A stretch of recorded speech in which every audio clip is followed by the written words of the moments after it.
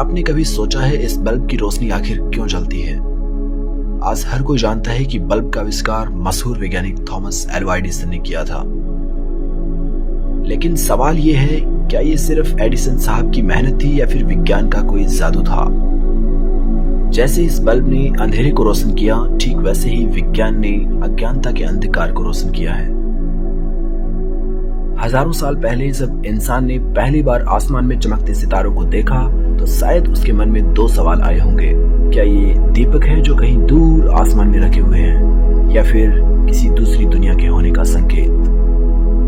लेकिन इन दोनों सवालों से एक और बड़ा सवाल खड़ा होता है, विज्ञान और धर्म में इतना अंतर क्यों? क्या ये दोनों किसी एक ही सच की तलाश में हैं? अगर नहीं, तो विज्ञान आखिर धार्मिक मान्यताओं से इतना अलग क्यों है? लेकिन सबसे बड़ा सवाल अभी भी बाकी है, क्या विज्ञान सच में कोई जादू है या फिर सवालों के जवाब खोजने की एक प्रोसेस? साइंस किस तरह से काम करती है? साइंस में किसी चीज को सही मानने का आधार क्या होता है? किस बेसिस पर चीजों को साइंटिफिक करार दिया जाता है? माय डियर फ्रेंड्स, मैं हूं आपका दोस्त रघु। आज हम इन्हीं सवालों के बारे में बात करने वाले हैं, तो वीडियो बहुत इंटरेस्टिंग होने वाली है। प्लीज कहीं जाइएगा मत, बने रहिए इस वीडियो के अंत तक।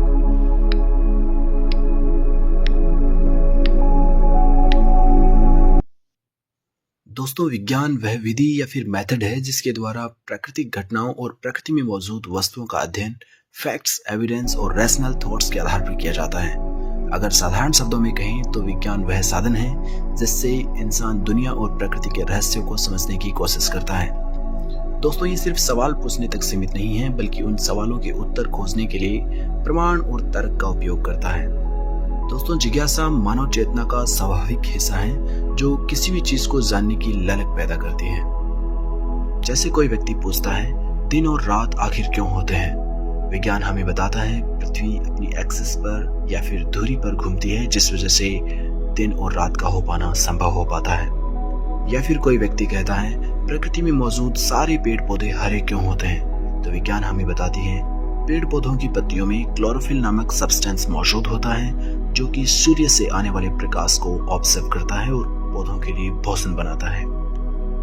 इस तरह की हजारों घटनाएं जिनके पीछे किसी न किसी रीजन को देखा जा सकता है। जैसे हम किसी पत्थर को आसमान में फेंकते हैं तो वह धरती पर ही क्यों आता है?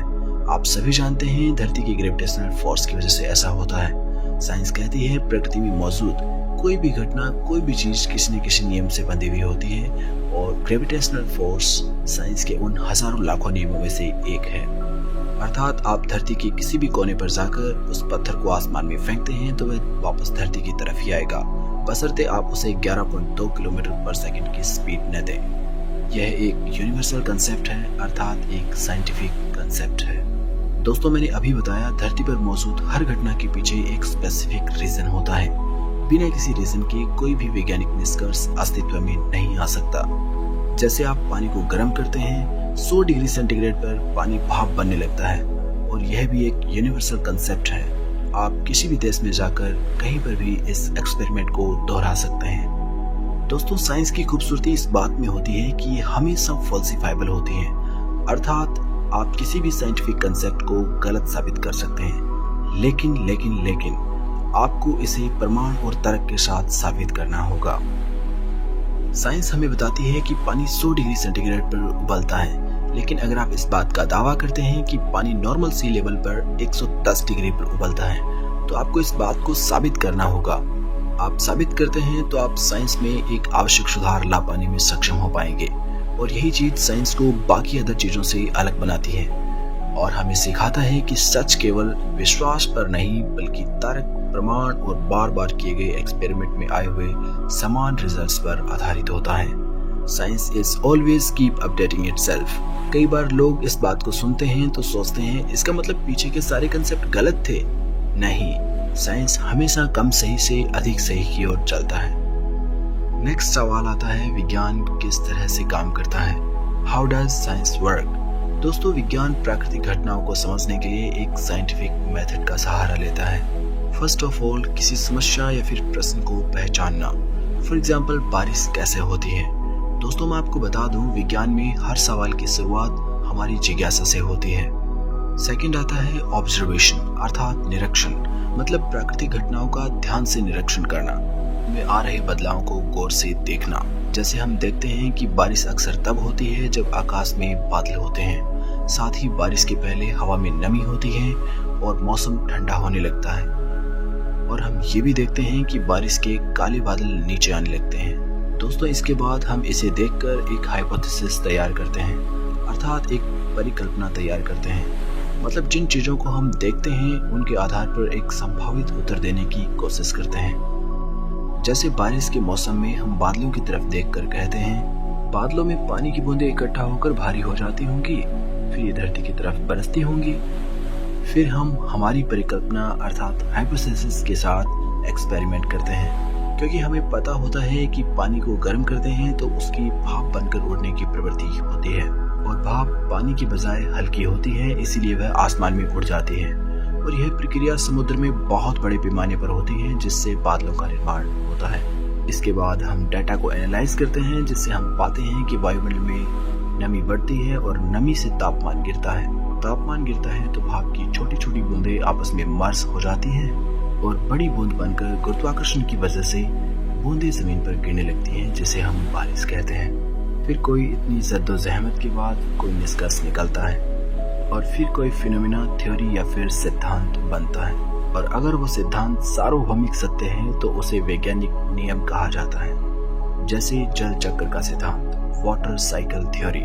और यह सिद्धांत सार्वभौमिक सत्य है, इसीलिए आज हम इसे वैज्ञानिक नियम कहते हैं। सवाल आता है, विज्ञान में किसी चीज को सही मानने का आधार क्या है? On what basis we consider something is scientifically correct? दोस्तों, किसी भी चीज को साइंस के दायरे में लाने के लिए उसके पीछे एविडेंस अर्थात प्रमाणों का होना बहुत आवश्यक है। फॉर एग्जाम्पल, कोई व्यक्ति आता है और कहता है, धरती गोल है, इस बात के तुम्हारे पास क्या प्रमाण है? दोस्तों, इस बात के हमारे पास प्रमाण ये हैं, जो लोग अंतरिक्ष में गए हैं उनके द्वारा धरती के वीडियो फुटेज भेजे गए हैं। आप उन्हें देख सकते हैं, वो धरती के राउंड शेप होने का प्रमाण है। और अगर आप खुद चाहें तो अंतरिक्ष में जाकर धरती के साक्षात दर्शन कर सकते हैं और धरती गोल है, इस बात को भी आप वेरीफाई कर पाएंगे। सेकंड आता है निष्कर्ष। दोस्तों, निष्कर्ष केवल तभी मान्य होते हैं जब उन्हें अलग अलग वैज्ञानिक बार बार इसे दोहरा सके और हर बार उनके सटीक परिणाम प्राप्त हों।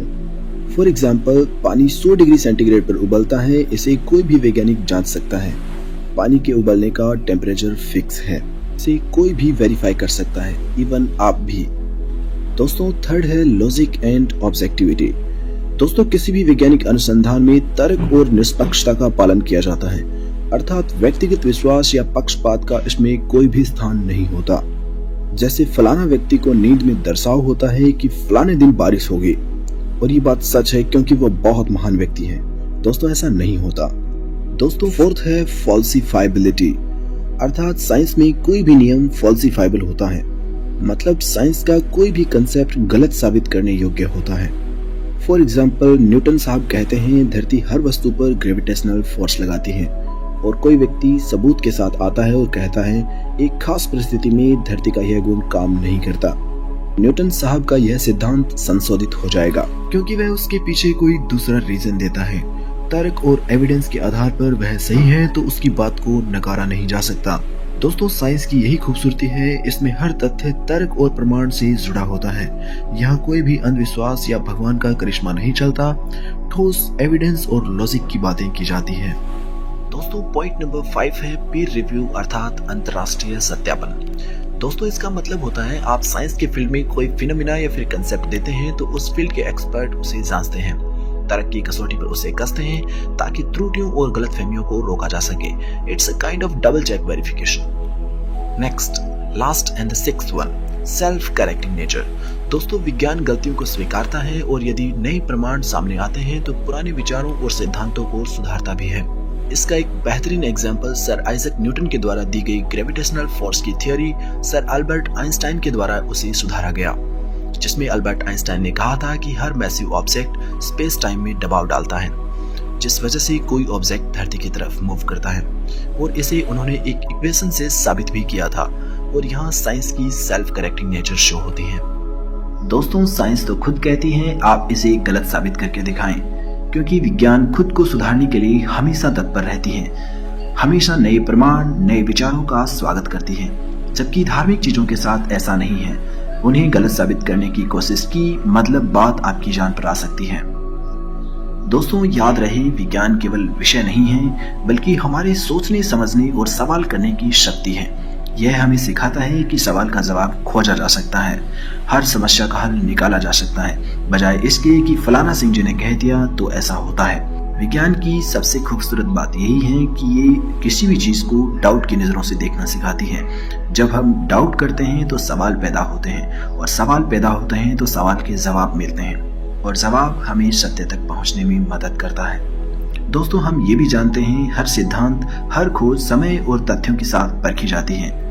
गलतियां विज्ञान की खूबसूरती का हिस्सा है, क्योंकि ये इसे सुधार की राह दिखाती है। दोस्तों आज हमने जाना कि विज्ञान केवल जानने का माध्यम नहीं है बल्कि खुद को सुधारने की एक प्रोसेस भी है। ये हमें सिखाती है सच्चाई केवल विश्वास पर नहीं बल्कि तर्क और प्रमाण पर आधारित होती है। दोस्तों नेक्स्ट टाइम आपके जहन में जब भी कोई सवाल आता है तो उसे नजरअंदाज मत कीजिएगा। सवाल पूछें, जवाब खोजें, क्योंकि सवाल ही वह बीज है जो ज्ञान के वृक्ष को जन्म देता है। हमारी जिज्ञासा ही हमें आगे बढ़ाती है, और यही जिज्ञासा हमें नई संभावनाओं और अद्भुत खोजों तक आगे लेकर जाती है। दोस्तों लेट ही सही, लेकिन आप सभी को नववर्ष की हार्दिक शुभकामनाएं।